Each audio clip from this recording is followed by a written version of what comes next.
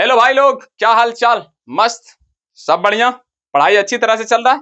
इससे पहले जो वर्णिका के 2 लेक्चर मैंने पढ़ाया, क्या पढ़ लिए हो? अगर पढ़ लिए हो तो ठीक है, नहीं पढ़े तो भैया डिस्क्रिप्शन में वीडियो डाल दूंगा, जाकर पढ़ लेना।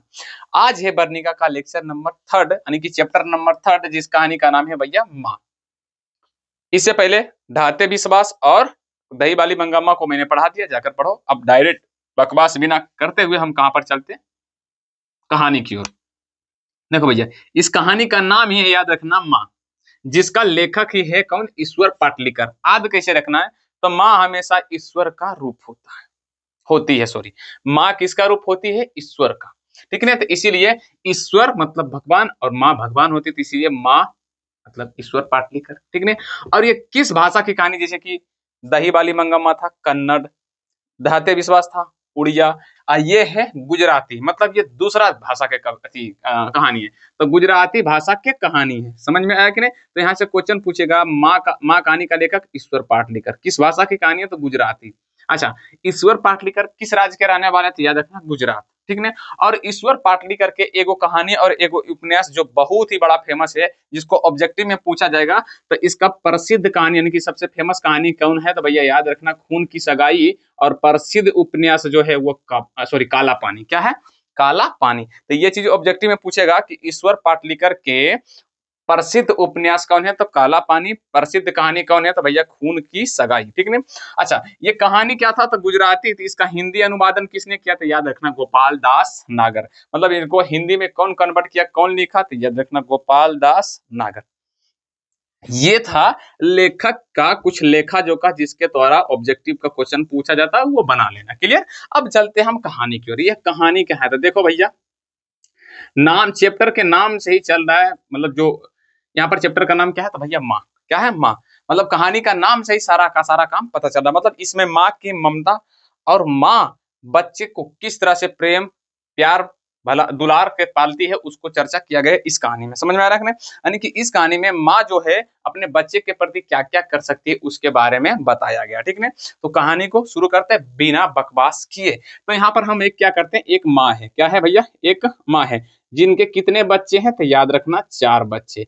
इस कहानी में जो माँ जी है, वो माँ जी के कितने बच्चे हैं? 4 बच्चे हैं। 2 पुत्र है और 2 क्या है भैया? तो पुत्री है।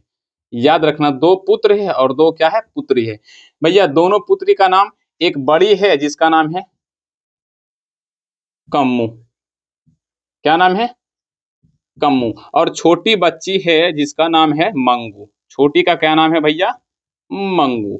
और बुत पुत्र का यहाँ पर चर्चा नहीं किया गया। ठीक है। यहाँ ध्यान से देखना कि माँ के कितने बच्चे हैं? 4 बच्चे, 2 पुत्र और 2 पुत्री। बड़ी पुत्री का नाम कम्मू, छोटी पुत्री की नाम मंगू। यहाँ पर भैया मंगू के बारे में मैं थोड़ा सा बता देता हूँ। ये मंगू का उम्र कितना वर्ष है? तो याद रखना, 12 वर्ष। ये घर में सबसे कौन है? छोटा। मतलब 2 गो बेटा और बेटी क्या है? बड़ी है, लेकिन सबसे छोटा क्या है भैया? कौन है? तो मंगू है, जो जन्म से ही क्या है भैया? तो याद रखना, जन्म से ही पागल और गूंगी है। पागल और गूंगी है। याद रखना, मंगू जन्म से ही क्या है? पागल और गूंगी। और ये जो इसका 2 गो पुत्र जो है ना, इसका शादी उदी होकर नौकरी वोकरी करता है, घर मतलब अपना पूरा परिवार कहाँ रहता, बाल बच्चा भी है इसके पास, जो शहर में रहता। और इनकी बड़ी बेटी जो जिसका शादी हो चुका है, ये अपना ससुराल में रहती है। अब गांव में सिर्फ एक माँ और छोटी बच्ची जो 12 साल की है, वो जो जिसका नाम है मंगू, वो दोनों साथ रहती है। अब यहाँ पे ध्यान देने वाली बात है कि यहाँ जो मंगू है, ये सारा कहानी किसके किसके तहत घूमेगी? मंगू के। किसके कहन? किसके मतलब किसके इर्द गिर्द घूमेगी? तो याद रखना, मंगू। मंगू इस कहानी का मुख्य पात्रक है, जिसकी माँ एक है और मंगू जन्म से ही पागल है। अब ये पागल है, इतना पागल है कि ये ना तो अपने से कुछ करती है, ना तो खाना खाती है खुद से, ना तो मतलब अपना कपड़ा धो सकती है, ना खुद से नहा सकती है, यहाँ तक कि खुद से ये टॉयलेट भी पेशाब भी नहीं कर सकती है। कौन? ये मंगू। इसका सारा काम कौन करती है? माँ। और माँ इसे बहुत ही लाड प्यार से पालती है। कौन? लाड और प्यार से। इतना लाड प्यार से पालती है कि इसका जो 3 गो था, 2 गो पुत्र और 1 गो कम्मू, वो देखकर हल्का सा क्या करती है? गुस्साते भी है कि अरे माँ, इसका उम्र 12 वर्ष हो गया, कम से कम इसको कुछ तो करने दो। तुम ही सब दिन कुछ करेगी, सब दिन करेगी, तो ये ठीक कब होगी? ठीक कब होगी भैया? इसको भी कुछ करने दो। वो गूंगी है, पागल है लेकिन बहरी तो नहीं है, उसको डांटो मारो भैया ये तुम अपना काम खुद से करो, तब नहीं वो करने के लिए सीखेगी। लेकिन माँ तो माँ होती है प्यारे भाई लोग, माँ तो माँ होती है। माँ कहती है कि भैया ऐसे कैसे, मेरी बच्ची पागल है गूंगी है तो क्या दिक्कत है, भले जमाना इसको कुछ बोलेगा लेकिन ये बेटी तो मेरी है। माँ कुछ नहीं किसी का बात सुनती है, ये खुद क्या करती है, सारा का सारा काम करती है। बिल्कुल इसका बेटा और इसकी जो होता है पुतहू पतहू, इसका बेटी बड़ी बेटी कुछ भी बोल दे लेकिन इसको कुछ फर्क पड़ने वाला नहीं है। सारा का सारा मंगू का काम कौन करती है, तो याद रखना माँ जी। और कभी काली मतलब महीना 2 महीना के बाद बेटा लोग भी यहाँ आता है तो वही बोलता है कि माँ कम से कम इसको अपने से खुद तो करने दो, अब बड़ी हो गई है, बच्ची नहीं रही है, ये बड़ी हो गई है, कुछ से करेगी खुद, मतलब कुछ करेगी खुद से तभी तो इसका जीवन भी होगा। तो माँ बोलती है ना रे भैया, अगर वो चाहेगी खुद से करने तभी वो कर सकती है, अगर नहीं चाह रही तो छोड़ दो उसको, जैसे जी रही है जीने दो, हम उसका ख्याल रखेंगे, हम सब दिन उसको देखेंगे, किसी को कोई फिक्र करने की जरूरत नहीं है। क्लियर। यहाँ पर याद रखना मंगू क्या है भैया, पागल है। पागल कब से है, तो भैया याद रखना जन्म से, जन्म से ही पागल है।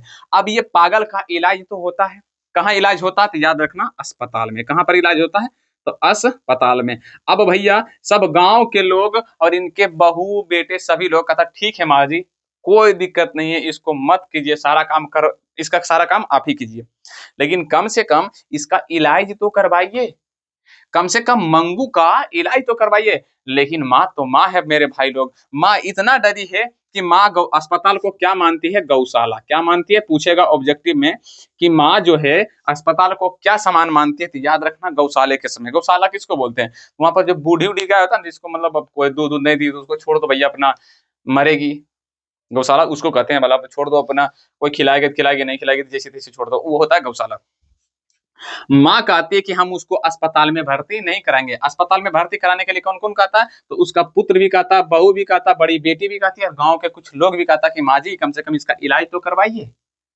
अरे ऐसे ये पगली सब दिन रहेगी तो इसको कौन शादी करके ले जाएगा, कौन इसका देख रेख करेगा। कम से कम ठीक है गूंगी है, इसका इलाज नहीं हो सकता, लेकिन पागल का तो इलाज होगा, वो करवाइए। लेकिन माँ कहती है नहीं, अस्पताल, अस्पताल किसके समान होता है, गौशाला के समान, जहां पर हमारे बेटी का ख्याल कौन रखेगा, कौन उसका कपड़ा धोएगा, कौन उसको पैखाना करवाएगा, कौन उसको पेशाब करवाएगा, कौन उसको अपने हाथों से पका बनाकर हाथों से खिलाएगा, कोई नहीं कर सकता है। इसीलिए क्या करती है वो अस्पताल भेजने से इनकार कर देती है, और कहती है वो गौशाला के समान है जहां पर किसी को कोई भी मतलब इज्जत नहीं दिया जाता और छोड़ दिया जाता मरने पर, ठीक है।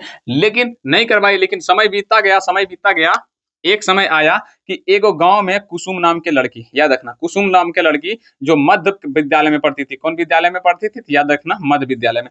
मध्य विद्यालय में पढ़ती थी कुसुम नाम की लड़की, वो भी अचानक क्या हो गई है, पागल। अचानक क्या हो गई, पागल। अब जैसी ये पागल हो गई तो माँ पूरा खुश हो गई। क्यों खुश हो गई, रीजन क्या था, तो भैया एक तो पागल था, अब बगल में कोई दूसरा पागल था, माँ भी पूछे चलो भैया, ये इतना पागल हो गई, इतना पागल हो गई, इसको बांध के रखा जाता, क्या करके, बांध, इसको बांध कर नहीं रखा जाता था, इसको फ्री रहता था, सिर्फ ये कुछ करती उठती थी नहीं, किसी से बोलती नहीं थे, आराम से रहती थी, बस पागल थी या गूंगी, किसी से कुछ बोलना नहीं।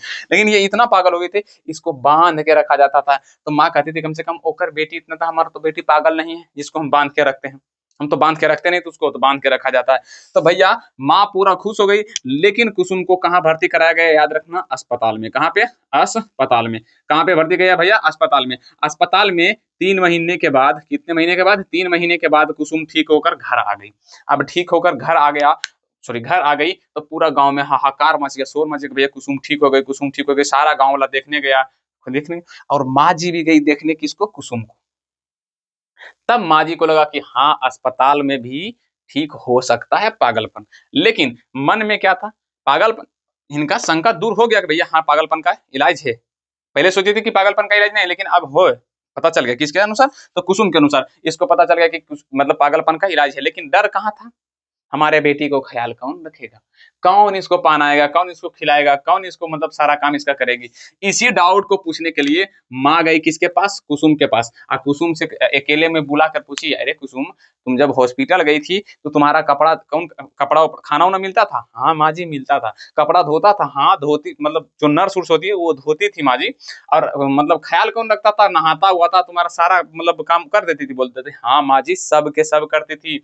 आप भी क्या कीजिए, मंगू को भर्ती कराइए। तो भैया मंगू का भी दिमाग में थोड़ा सा बदलाव आया, और बोली, सॉरी मंगू नहीं, माँ जी के भी दिमाग में बदलाव थोड़ा सा आया, और बोली हाँ हम अपना बेटी को भी इलाज करवाने के लिए ले जाएंगे। लेकिन अंदर से फिर भी एगो डर है, क्योंकि किसी के दूसरे के बात पर भरोसा उतना ये माँ होती है, माँ होती है। अब भी इनके बातों पर विश्वास नहीं है, फिर भी इनका दिल कचोट रहा है मंगू को अस्पताल में भर्ती कराने के लिए। लेकिन फिर भी मन ही मन कंट्रोल कर करके किसको फोन किया, अपने बड़े बेटे को। माँ किसको फोन की भैया, बड़े बेटे को, और बड़ा बेटा को बोली कि भैया तुम यहाँ पे आओ, चलो मंगू को अस्पताल में भर्ती करवाएंगे, उसका इलाज होगा। बेटा जैसी ही बात सुना पूरा खुश हो गया, दौड़ा दौड़ा कहाँ आ गया, घर। क्यों खुश हो गया, क्योंकि बेटा भी चाहता था कि मंगू का इलाज करवा दे, क्योंकि माँ कब तक उसका ख्याल रखेगी, माँ कब तक, माँ तो भी एक दिन जाएगी, इस धरती को छोड़कर माँ भी तो जाएगी, लेकिन भी भाई फिर उसको ख्याल कौन रखेगा।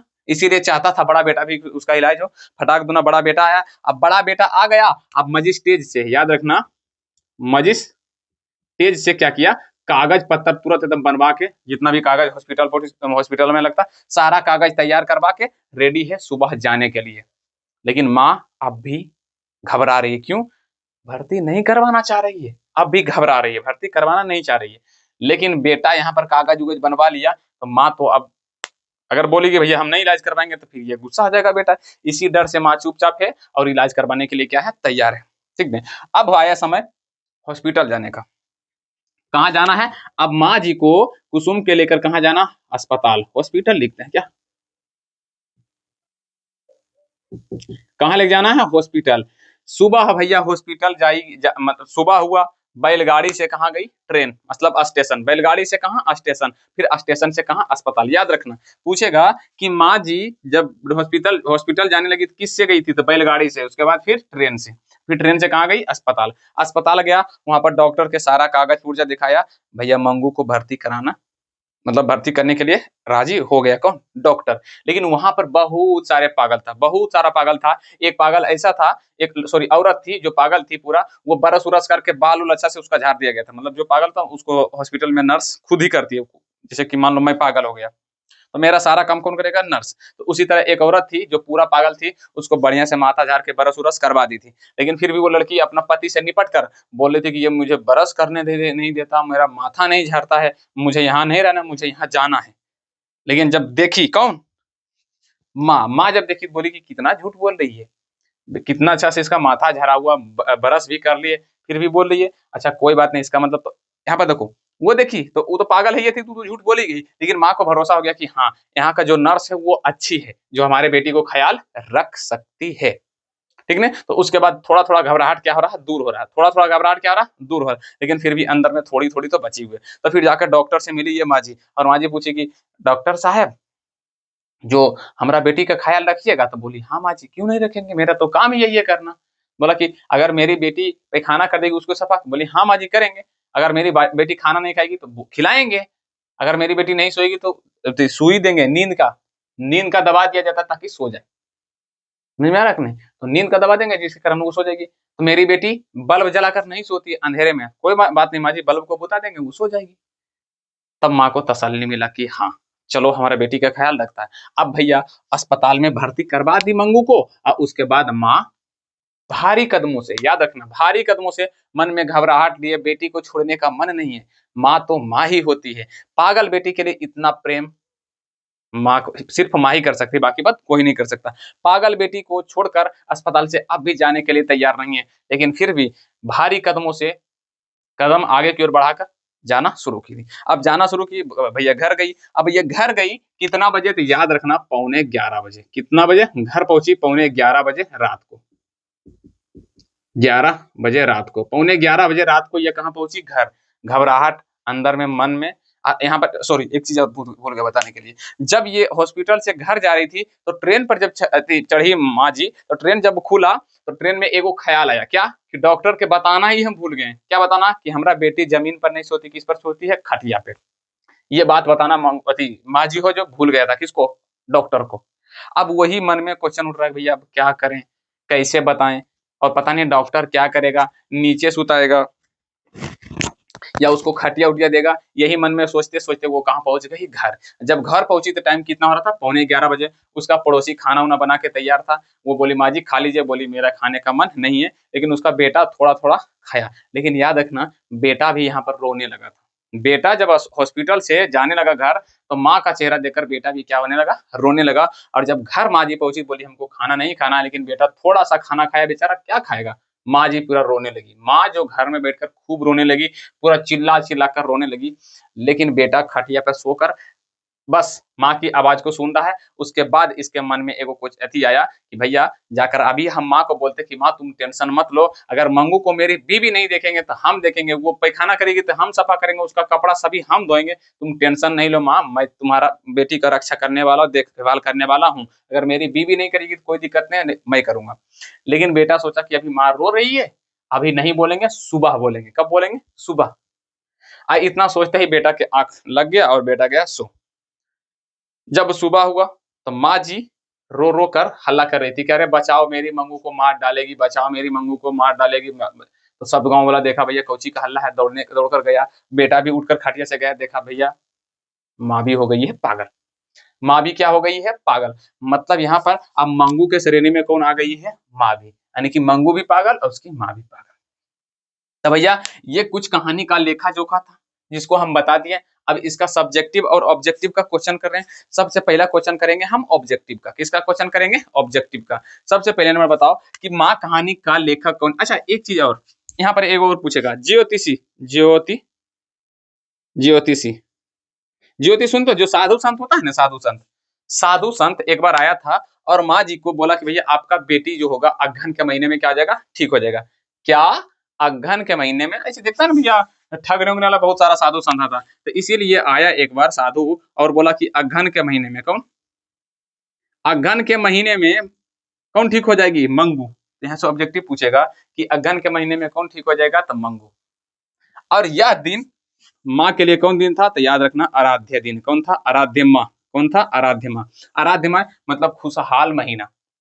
माँ इंतजार करेगी कब अगहन का महीना आ जाएगा, मेरी बेटी ठीक हो जाएगी। कौन बोला था? साधु। लेकिन अगहन का महीना आया, ठीक नहीं हुआ, तो पूछेगा माँ के लिए आराध्य महीना कौन था? तो याद रखना अगहन। कौन था? अगहन। ठीक है, क्लियर? समझ में आ रखना। अब चलते हैं ऑब्जेक्टिव की ओर, कैसे बनेगा। माँ कहानी के लेखक कौन सी है? ईश्वर पाटलीकर। माँ कहानी के लेखक ईश्वर पाटलीकर। किस भाषा की कहानी है? तो याद रखना गुजराती। ईश्वर पाटलीकर किस राज्य के? तो गुजरात राज्य के। ईश्वर पाटलीकर का प्रसिद्ध कहानी कौन है? तो खून की सगाई। प्रसिद्ध उपन्यास क्या है? तो भैया याद रखना काला पानी। हिंदी अनुवादन किसने किया? तो याद रखना गोपाल दास नागर। ठीक। और इस कहानी का मुख्य पात्र कौन है? तो याद रखना भैया मंगू। कौन है? मंगू। अच्छा इसमें और कौन है? तो भैया मंगू की माँ। अच्छा मंगू का उम्र कितना? 12 वर्ष। ये थी जन्म से क्या है? पागल और गूंगी। पूछेगा जन्म से पागल और गूंगी कौन है? तो भैया मंगू। मंगू पागल और गूंगी कब से है? तो याद रखना जन्म से ही। कौन सा? जन्म से। ठीक है। और इसके माँ इसको क्या करती है? तो याद रखना बहुत बड़का वाला प्यार करती है। ठीक है। और पूछेगा माँ के कितने बच्चे थे? तो याद रखना 4 बच्चे। मंगू के अलावा कितने बच्चे थे? तो 3 बच्चे, क्योंकि 4 एक मंगू को हटा दिया तो बोला 3। मंगू के अलावा कितने बच्चे थे? 3 बच्चे। माँ जी ने मंगू को अस्पताल में भर्ती कराने के लिए किसको फोन किया था? तो याद रखना बड़े बेटे को। माँ की बड़ी बेटी का नाम क्या है? कम्मू। छोटी बेटी का मंगू। मंगू का उम्र 12 वर्ष। ये जन्म से क्या? पागल। ये सब कर लोगे, क्लियर? अच्छा मंगू को जब अस्पताल में भर्ती कराने के लिए गई तो क्या से गई थी? याद रखना बैलगाड़ी से। किससे? बैलगाड़ी से। किससे? बैलगाड़ी से। माँ जब अस्पताल से बाहर वापस लौटी थी तो कितना बजे घर पहुंची थी? याद रखना 11:15 बजे। ये है ऑब्जेक्टिव का सारा लेखा जोखा। अच्छा माँ अस्पताल को क्या मानती थी? याद रखना भैया गौशाला के समान। क्या मानती थी? गौशाला के समान। ये है भैया पूरा ऑब्जेक्टिव का लेखा जोखा। अब भैया यहाँ से ज्यादा ऑब्जेक्टिव पूछा जाएगा नहीं, जितना हम बोल दिए उतना ऑब्जेक्टिव पूछा जाएगा। कुछ क्वेश्चन देखो मेरे पास बुक ऑब्जेक्टिव का, कर दें क्या? कर देते हैं। पूछ रहा माँ कहानी किस लेखक के द्वारा रचित है? तो भैया ईश्वर पाटलीकर। मंगू की माँ कि कितने संतानें थे? तो 4। मंगू के अलावा उसकी माँ के कितनी संतानें थी? तो 3। माँ कहानी का मुख्य पात्र कौन है? भैया तो मंगू। अभी तुरंत बोले मंगू जन्म से ही क्या थी? तो पागल थी। पागल और गूंगी। याद रखना पागल और गूंगी थी, सॉरी पागल और गूंगी थी। अच्छा मंगू के कितने भाई थे? तो 2 भाई। और कहाँ गया? माँ के लिए कौन सा माँ थी? आराध्य देव बन गया था। तो यहाँ पे बोले थे आराध्या देव, सॉरी आराध्या माँ बोलते हैं, आराध्या देव। तो याद रखना अगहन के महीना, अगहन के महीना अथी बन गया था। अच्छा मंगू कब से पागल है? तो जन्म से। उसके बाद माँ कहानी की भाषा किस भाषा में अनुदित है, मतलब किस भाषा की कहानी थी? याद रखना गुजराती। मंगू की माँ अस्पताल को किसके उपमा देती थी? तो गौशाला के समान। किसके समान मानती थी, मतलब उपमा देती थी? तो याद रखना गौशाला। ईश्वर पाटलीकर किस भाषा के कथाकार है? तो गुजराती। ईश्वर पाटलिकर किस भाषा के अति कथाकार रखना? गुजराती। मंगू को लोग कहाँ भर्ती कराने की सलाह दे रहे थे? अस्पताल में। मंगू के प्रति मंगू की प्राकृतिक मौत को माँ क्या मानती थी? तो छुटकारा। हाँ, ये भी बोलने मतलब बताने के लिए भूल गए थे। मंगू की माँ जो माँ है वो सोचती थी कि इसका मौत हो जाए तो भैया हमको क्या मिल जाएगा? छुटकारा। कब? जब इसका बेटा, इसकी बहन, मतलब इसकी बेटी, इसको 2 बेटा पुतहू जब आता था ना, तो बहुत चिढ़ाती थी इसकी भैया कि तुम पागल हो, उसके चक्कर में तुम भी पागल बनी हो। तब सोची थी कि इसका भैया मौत ही हो जाए तो हमको भी छुटकारा मिल जाएगा। हाँ, मंगू की बड़ी बहन का नाम क्या थी? याद रखना, कम्मू। क्या नाम है? कम्मू। कितना बार पूछा था? 5 बार लगातार। काला पानी किसका लोकप्रिय उपन्यास है? याद रखना, ईश्वर पाटलिकर। पागलों के अस्पताल में उपद्रवी मरीजों को कैसे रखा जाता था? कमरे में, मतलब अस्पताल में पागलों को कैसे रखा जाता था? कमरे को बंद कर कर। कौची करके? कमरे को बंद कर कर। ये भी याद रखना थोड़ा सा। मंगू को अस्पताल में भर्ती करने के लिए माँ के पुत्र ने किसका ऑर्डर प्राप्त किया था? मजिस्ट्रेट का। अभी तुरंत बोले थे किसका? मजिस्ट्रेट का। यहाँ पे देखो, मजिस्ट्रेट का। बेटवा मजिस्ट्रेट से ऑर्डर प्राप्त किया था। और क्या था? माँ को कितनी पुत्री थी? तो 2 पुत्री, 2 पुत्र 2 पुत्री। माँ जी किसे गौशाला की उपमा देती थी? अस्पताल को। रात में रोशनी जलती रहने से इसे नींद नहीं आती, या किसने कहा था? तो माँ जी ने। माँ ही जी ने डॉक्टर को बोली भैया रोशनी जलते रहेगा तो इसको नींद नहीं आएगी। अच्छा, कौन महीना माँ जी का आशा भरा महीना था? तो भैया यही अगहन का, कि हमारी बेटिया ठीक हो जाएगी। मंगू को भर्ती करने के लिए माँ ने किसे पत्र लिखा? बड़े पे फोन नहीं की, पत्र लिखी।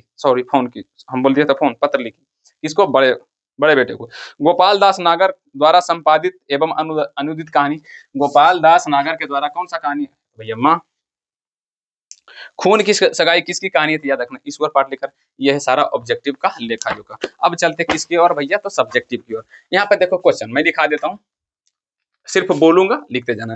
मंगू के प्रति माँ और परिवार के व्यवहार को अपने शब्दों में लिखें। बोल रहा है कि मंगू के प्रति माँ और उसके परिवार का व्यवहार कुछ ही था? तो भैया तो दोनों में आसमान जमीन का फर्क था। लिखना क्या?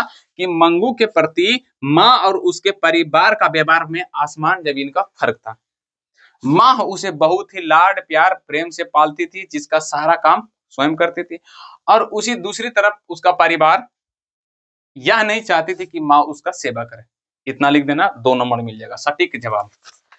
उतना नहीं लिख सकते तो बस इतना लिख देना कि मंगू के प्रति माँ और उसके परिवार के बीच में आसमान जमीन का फर्क था। व्यवहार क्या था? आसमान जमीन का फर्क था। बस इतना भी लिख दोगे तो मिल जाएगा। मंगू को अस्पताल में भर्ती क्यों नहीं करवाना चाहती थी? माँ, ऐसा क्वेश्चन, पहले क्वेश्चन लिखो। माँ मंगू को अस्पताल में भर्ती क्यों करवाना नहीं चाहती थी? क्योंकि माँ अस्पताल को गौशाला के समान मानती थी, जहां पर मंगू का ख्याल रखने वाला कोई नहीं होगा, इसीलिए वो अस्पताल में भर्ती कराना नहीं चाहती थी। बस लिख देंगे। कुसुम के पागलपन में सुधार में माँ, परिवार और गांव वाले का प्रक्रिया दे। मतलब जब कुसुम, पहले क्वेश्चन लिखो, कुसुम के पागलपन के सुधार में माँ, उसके परिवार तथा गांव के लोग का मतलब जो बात बोला था, व्यवहार क्या था?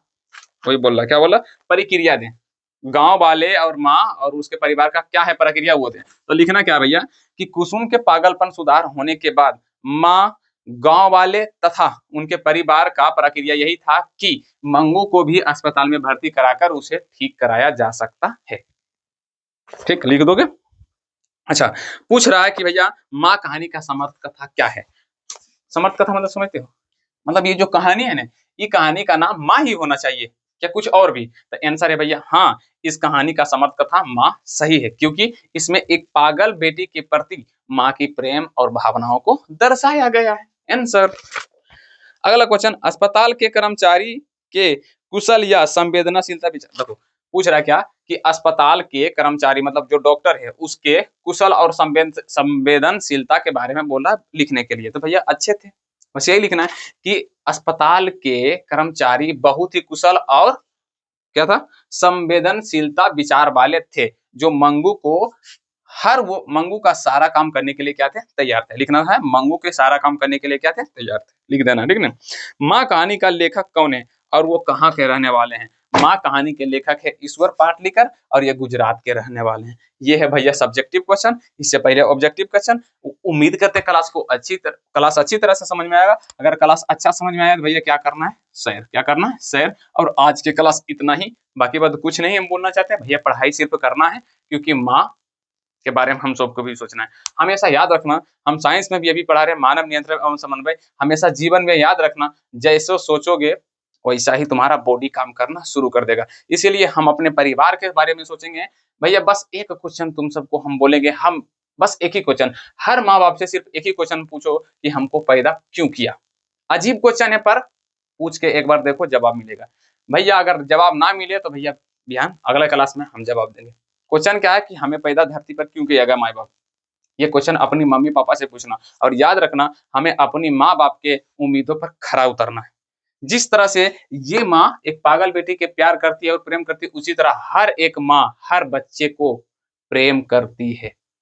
हर बच्चे को क्या करती है, प्रेम करती है। और इससे ज्यादा लाख गुना कौन करता है, उसका पिता। कौन करता है, पिता। इसीलिए हमें पढ़ना है सिर्फ अपने माँ और पिता के लिए, ना कि हमको दुनिया को दिखाने के लिए भैया हम ये कर देंगे वो करेंगे। कुछ नहीं, बस पढ़ना है तो पढ़ना है। याद रखना जीवन में सारा खुशी वो माँ बाप को देना है जिसने मुझे ये धरती पर पैदा किया है। समझ में रखना है, ये दिमाग में हमेशा याद करके रखना बउआ। और इसी के सहारे और इसी सोच के साथ हमेशा क्या करना, पढ़ाई करना। समझ में आ रहा है कि नहीं। जब भी गलत राह पर तुम जाना शुरू कर दो, तुम अपने पिता और माँ के बारे में सोचो कि भैया हम क्या सही, मतलब क्या हम ये सही कर रहे हैं। और ये अगर मम्मी पापा हमारे जानेंगे तो क्या हमें सही बोलेंगे, क्या बोलेंगे कि वो बच्चा मेरा सही है। आंसर है नहीं। इसलिए याद रखना, हमें पढ़ाई पूरी शिद्दत और पूरी श्रद्धा के साथ करनी है, तो बस करनी है, चाहे इसके लिए कुछ हो जाए। और हम ये नहीं बोले कि पूरी तरह से पागल हो जाओ पढ़ने में, ये भी नहीं बोल रहे। इंजॉय के साथ पढ़ेंगे, मस्ती के साथ पढ़ेंगे। जरूरी नहीं भैया कि हम पागल हो जाए पढ़ने में, ऐसा कभी भी मत करना।